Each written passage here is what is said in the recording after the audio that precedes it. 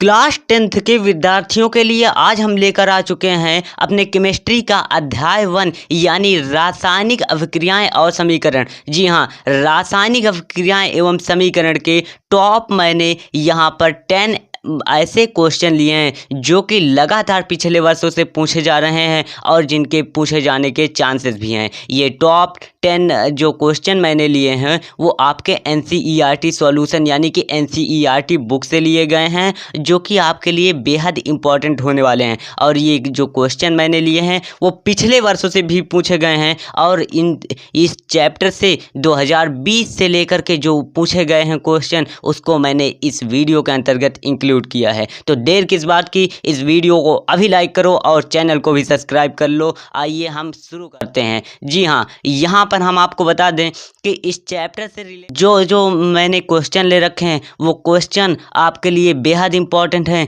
जो कि लगातार पूछे गए हैं और जिनके पूछे जाने के चांस। इस क्लास में हमने नोट्स भी आपके लिए लिख रखा है, मतलब कि आपको हर एक क्वेश्चन का नोट्स में हर एक क्वेश्चन का आपको कॉन्सेप्ट, मतलब कि हर एक क्वेश्चन को आपको समझाया जाएगा। तो बिना देरी किए हुए इस क्लास को शुरू करते हैं। अगर आपने अभी तक हमारे चैनल को सब्सक्राइब नहीं किया है तो चैनल को सब्सक्राइब और वीडियो को लाइक कर दीजिएगा। आइए इस क्लास को शुरू करते हैं। तो चैप्टर 1 रासायनिक अभिक्रियाएं और समीकरण के इम्पोर्टेंट क्वेश्चनों में से पहला क्वेश्चन आता है कि वायु में जलाने। क्वेश्चन क्या कहता है? क्वेश्चन ये कहता है कि वायु में जलाने से पहले मैग्नीशियम रिबन को साफ क्यों किया जाता है। तो इसका आप कॉन्सेप्ट समझिए। आइए न्यू पेज में चलते हैं कि इस क्वेश्चन को आप समझिए कि वायु में जलाने से पहले, मतलब कि वायु में मैग्नीशियम रिबन को जलाने से पहले क्यों साफ किया जाता है। तो मैग्नीशियम रिबन होती क्या है ये समझिए। मैग्नीशियम रिबन ये है, ये एक मैग्नीशियम की छड़ है जो कि एक प्रकार की धातु है। तो मैग्नीशियम को जैसा कि आपको पता होना चाहिए कि Mg से डिनोट किया जाता है, यानी मैग्नीशियम। तो ये मैग्नीशियम की छड़ है। अब ये मैग्नीशियम है, यहाँ पर हम लिख लेते हैं मैग्नीशियम यानी Mg की छड़ है। यहाँ पर क्वेश्चन में ये कहा गया है कि मैग्नीशियम की छड़ को वायु में जलाने पर, यहाँ पर एक ट्विस्ट और कॉन्सेप्ट समझिए, क्योंकि कॉन्सेप्ट की मदद से आप एक क्वेश्चन नहीं अनेक क्वेश्चन कर सकते हैं। ये आपके केमिस्ट्री में हर जगह काम आएगा। तो समझिए कि क्वेश्चन यहाँ पर कह रहा है कि वायु में जलाने पर। तो वायु में जलाने पर का मतलब क्या हुआ? वायु में जलाने पर का मतलब हुआ कि ये जो मैग्नीशियम का टुकड़ा मैंने ले रखा है, इस टुकड़े को O2 के साथ यानी ऑक्सीजन के साथ जलाएंगे वायु में उपस्थिति के कारण। का मतलब हुआ कि ऑक्सीजन की उपस्थिति में। तो मैग्नीशियम को ऑक्सीजन की उपस्थिति में जलाएंगे तो क्या होगा? तो आपको पता होना चाहिए कि मैग्नीशियम Mg डबल पॉजिटिव और ऑक्सीजन भी पॉजिटिव। तो इस प्रकार से MgO यानी मैग्नीशियम ऑक्साइड। तो इस मैग्नीशियम ऑक्साइड एक प्रकार की परत होती है, एक प्रकार की ये परत आप समझिए। अच्छा, तो अब आप यहाँ पर समझिए कि ये जो मैग्नीशियम ऑक्साइड की ऑक्सीजन की जो इस पर परत चढ़ गई, तो इस परत को ऑक्सीजन में जलाने से पहले क्यों साफ किया जाता है? तो इसको इसलिए साफ किया जाता है क्योंकि ये आसानी से जल सके। तो यहाँ पर क्वेश्चन में ये कहा गया है, तो इसका उत्तर हो जाएगा कि वायु में जलाने से पहले मैग्नीशियम रिबन को रेगमाल से रगड़ कर साफ कर देते हैं। तो यहाँ पर ये समझिए आप कि मैग्नीशियम ये है, तो मैग्नीशियम ऑक्साइड की यहाँ पर परत चढ़ गई, तो इसको रेगमाल क्या है? तो रेगमाल जो है वो एक प्रकार की मूर्छा छुड़ाने के लिए एक प्रकार का कागज आता है, जो कि आपको मार्केट में आसानी से मिल जाएगा। तो आपने यहाँ पर समझ लिया कि रेगमाल की से रगड़ कर साफ कर देते हैं ताकि मैग्नीशियम ऑक्साइड और मैग्नीशियम कार्बोनेट की परत हट जाए, जो वायुमंडलीय ऑक्सीजन तथा CO2 से अभिक्रिया के फलस्वरूप रिबन पर बना था। ऐसा करने पर मैग्नीशियम रिबन आसानी से जल जाता है। तो आपने इस क्वेश्चन को समझ लिया। यहाँ पर इस क्वेश्चन का कॉन्सेप्ट ये कहता है कि मैग्नीशियम ऑक्सीजन के साथ रिएक्शन करता है, तो ये बनाता है मैग्नीशियम ऑक्साइड। तो मैग्नीशियम ऑक्साइड एक प्रकार की परत होती है। तो मैग्नीशियम जो यहाँ पर ये मैग्नीशियम धातु है, इस मैग्नीशियम धातु पर मैग्नीशियम ऑक्साइड की परत चढ़ जाती है। तो इस परत जब ये चढ़ जाती है तो इसको जब जलाया जाता है। यहाँ पर आप समझिए कि इसको जब जलाया जाता है तो ये जलती नहीं है, तो इसकी जलने के रुकावट ना हो इसके लिए इसको एक रेगमाल आता है। इस प्रकार से इस रेगमाल की मदद से इसको ऐसे ऐसे रगड़ कर इस प्रकार से साफ कर लिया जाता है कि ताकि ये जलने लगे। तो इसका कॉन्सेप्ट आई होप कि आपको समझ में आया हो। अगर समझ में आया हो तो वीडियो को लाइक और चैनल को सब्सक्राइब अभी कर दो। तो बढ़ते हैं नेक्स्ट क्वेश्चन की ओर। क्वेश्चन यहाँ पर दिया गया है।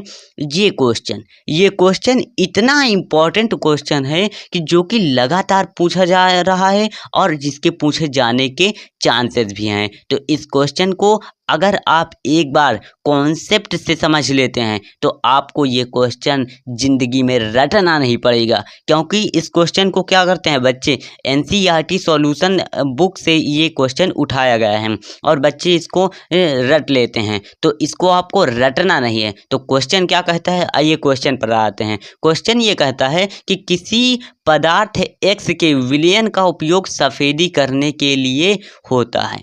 तो आपको ये पता होना चाहिए कि कोई पदार्थ है, एक्स पदार्थ है, माना ये एक्स कोई पदार्थ है और इस विलयन का उपयोग मतलब इस एक्स पदार्थ का उपयोग हम क्या करते हैं, सफ़ेदी करने के लिए। सफ़ेदी करने का मतलब हुआ कि आप होम यानी घर को सफ़ेद करने के लिए, जैसे ये घर है आपका, तो इस घर को आप सफ़ेद करवाना चाहते हैं, तो इस घर में आप कहेंगे कि सफ़ेदी करवाना चाहते हैं। तो सफ़ेदी करवाने के लिए आपको क्या चीज़ की ज़रूरत पड़ेगी, तो सफ़ेदी करने के लिए आपको पड़ेगी ज़रूरत चूना की। तो यहाँ पर क्वेश्चन 1 कहता है कि पदार्थ एक्स का नाम तथा इसका सूत्र लिखिए। तो पदार्थ एक्स, तो पदार्थ एक्स होगा क्या, तो पदार्थ एक्स जो होगा वो चूना होगा, क्योंकि ये पदार्थ एक्स यानी कि एक प्रकार का चूना। तो चूना का फॉर्मूला क्या होता है ये समझिए आप। चूना यानी कैल्शियम ऑक्साइड, ये एक प्रकार के चूना है, आप इसको समझिए। इसका अगर आप एक बार कॉन्सेप्ट समझ लेते हैं ना, तो ये क्वेश्चन आपको आपके माइंड में ऐसा सेट हो जाएगा जिससे आपको हर एक क्वेश्चन को रटने की आवश्यकता नहीं होगी। यहाँ पर ये चूना हो गया। अच्छा, अब इस चूना को आप समझिए, ये चूना है, इसका आप उपयोग करेंगे कहाँ पर, दीवार को पेंट करने के लिए। तो दीवार को पेंट करने के लिए आप इसका उपयोग करेंगे, मतलब इस पर सफ़ेदी कराएंगे। तो सफ़ेदी यदि आप इस प्रकार से कराते हैं तो सफ़ेदी जब होगी तो किससे होगी, मतलब वह पदार्थ क्या है, तो वह पदार्थ जो है वो कैल्शियम ऑक्साइड है या इसे ही चूना कहा जाता है। अब दूसरा नंबर क्वेश्चन क्या कहता है, दूसरा नंबर क्वेश्चन ये कहता है कि ऊपर आई में लिखे पदार्थ एक्स, यानी कि ये जो पदार्थ है जिसका उपयोग सफ़ेदी करने के लिए किया जाता है, इस पदार्थ में क्या कीजिए आपकी, इस पदार्थ, ये जो पदार्थ है एक्स है उसकी जल के साथ अभिक्रिया कीजिए। जल के साथ अभिक्रिया करने का मतलब क्या हुआ कि इसको जल के साथ आप घोलिए, तो इसको जल दे देते हैं। तो अगर आप समझिए कि आप लाएँ, लेट सपोज आप मान लीजिए डेली लाइफ एग्जाम्पल में कैल्शियम ऑक्साइड आप गए मार्केट, आप लेकर आए चूना। अब चूना लेकर आए, इसको पानी में आपने डाल दिया, तो यहाँ पर चूना और पानी हो गया। तो चूना और पानी मिलकर क्या बना देगा, कैल्शियम हाइड्रोक्साइड, मतलब कि एक प्रकार का बुझा, यहाँ पर ये जो चूना है वो बुझा चूना है। यहाँ पर आप समझिए, क्योंकि ये जो इसके फॉर्मूले हैं वो भी आपके लिए इम्पोर्टेंट हैं। तो बुझा चूना, ये बुझा चूना हो गया, और ये जो चूना है वो बुझा हुआ नहीं है, तो बिना बुझा हुआ चूना ये है। तो कैल्शियम हाइड्रोक्साइड CaOH का होल ट्वाइस, इसको आप समझिए, CaOH का होल ट्वाइस यानी बिना बुझा हुआ चूना प्राप्त हुआ। तो यहाँ पर क्वेश्चन ये कहता है कि पदार्थ, यहाँ पर आंसर आप देखिए कि पदार्थ एक्स का नाम बिना बुझा हुआ चूना है, मतलब बिना बुझा हुआ चूना, इसका उपयोग जो है सफ़ेद करने के लिए किया जाता है। और पदार्थ एक्स अर्थात CaO की जल के साथ अभिक्रिया इस प्रकार से होगी। कैल्शियम ऑक्साइड जो है वो हाइड्रोजन के साथ H2O मतलब जल के साथ अभिक्रिया करके कैल्शियम हाइड्रोक्साइड बनाता है, यानी कि बुझा हुआ चूना बनाता है, यानी कैल्शियम हाइड्रोक्साइड। तो आपको पता होना चाहिए कि कैल्शियम हाइड्रोक्साइड का जो फॉर्मूला है वो CaOH का होल ट्वाइस है। बढ़ते हैं अगले क्वेश्चन की ओर। अगला क्वेश्चन दिया गया है मोस्ट इम्पॉर्टेंट, ये एक प्रकार का बहुविकल्पीय प्रश्न है जो कि पेपर में पूछा जाएगा। पूछा जाएगा, जी हाँ, पूछा जाता है और आपके पेपर में भी पूछा जाएगा। ये क्वेश्चन इतना इम्पोर्टेंट क्वेश्चन है जो बार बार पूछा जा रहा है।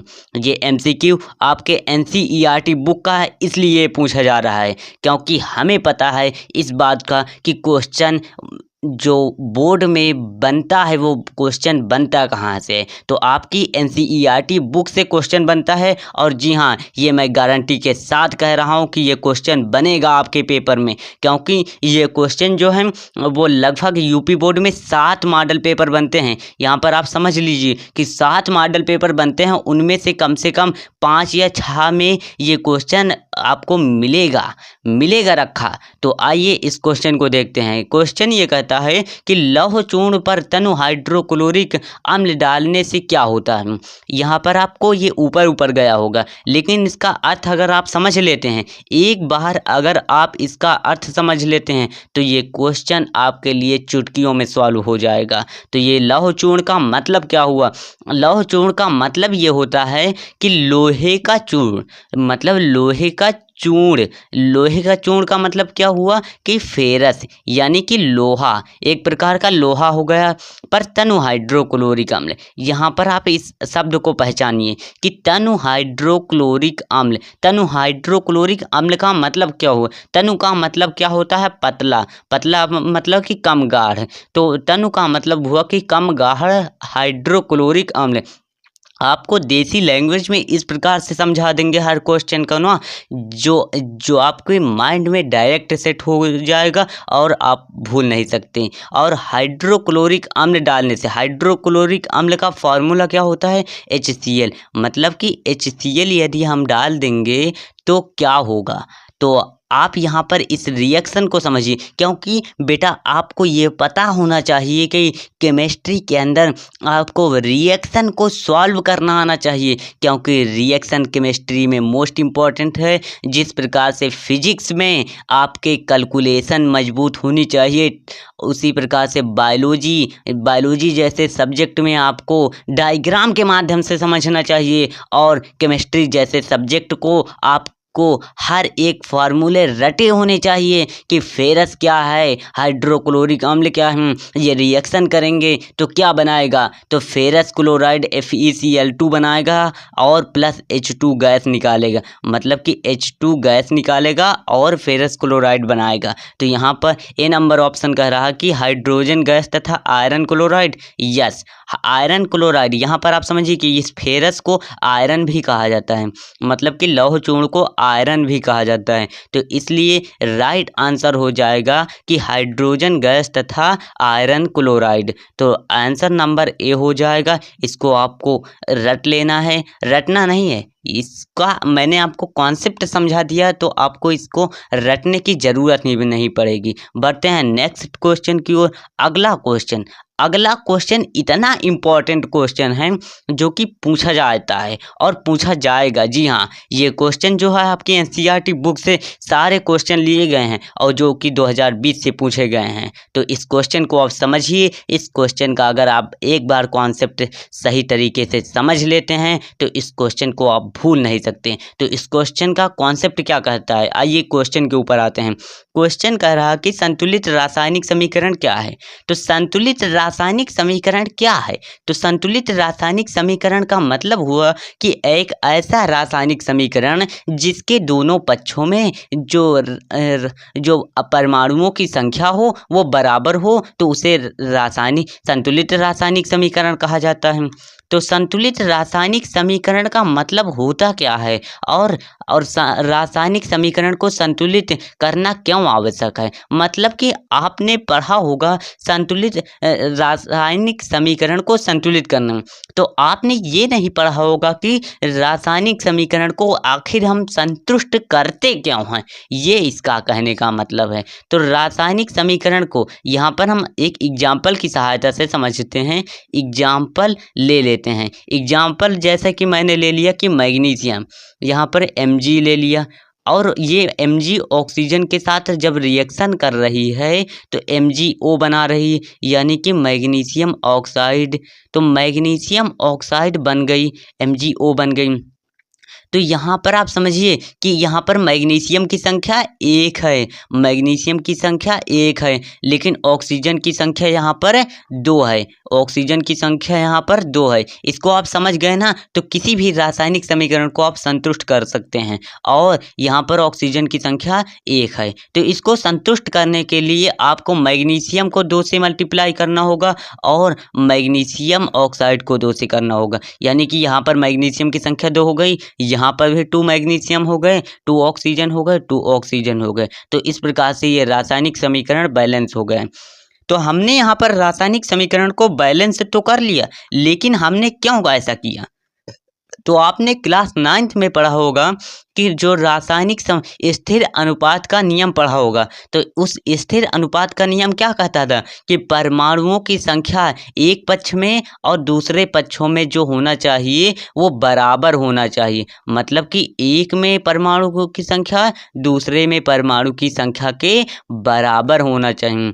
तो उसी के लिए हम यहाँ पर रासायनिक समीकरण को संतुष्ट करते हैं। आइए थ्योरी के ऊपर आते हैं। थ्योरी क्या लिखा गया है कि जब किसी रासायनिक समीकरण में विभिन्न तत्वों के परमाणुओं की संख्या बाईं ओर यानी LHS तथा दाईं ओर में बराबर होती है तो उसे संतुलित रासायनिक समीकरण। तो आपके पेपर में यहाँ से भी क्वेश्चन बन सकता है कि संतुलित रासायनिक समीकरण क्या होता है, अर्थात संतुलित रासायनिक समीकरण जो है वो किसे कहते हैं। तो संतुलित रासायनिक समीकरण उसे कहा जाता है जब परमाणुओं की संख्या बाईं ओर और परमाणुओं की संख्या दाईं ओर के बराबर हों तो उसे संतुलित रासायनिक समीकरण कहा जाएगा। तो इस प्रकार से आप यहाँ पर समझ गए होंगे कि, और यहाँ पर आप समझिए कि रासायनिक समीकरण को, अब इतने पार्ट को समझिए कि रासायनिक समीकरण को आखिर संतुलित करना आवश्यक है ही क्यों। तो आवश्यक रासायनिक समीकरण को संतुलित करना इसलिए है क्योंकि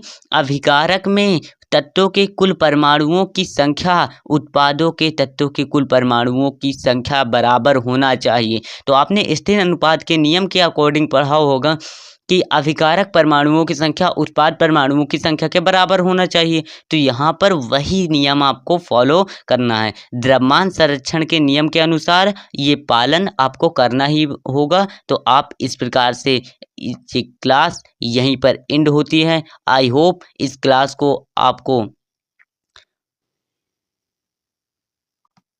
तो यहाँ पर हमने डिस्कस कर लिया रासायनिक अभिक्रियाएं और समीकरण के NCERT प्रश्न। जी हाँ, NCERT प्रश्न जो हैं हमने पिछले वर्षों के पूछे गए हर एक इम्पॉर्टेंट क्वेश्चन को कर लिया। अगले आने वाले लेक्चर्स के अंतर्गत हम आम्ल क्षारक एवं लवण के वो इम्पॉर्टेंट क्वेश्चन कराएंगे जो कि बार बार पूछे गए। तो एंड करते हैं अब यहीं पर सेशन को। अगर आपने अभी तक हमारे चैनल को सब्सक्राइब नहीं किया है तो चैनल को सब्सक्राइब और वीडियो को लाइक कर दीजिएगा। मिलते हैं नेक्स्ट क्लास में।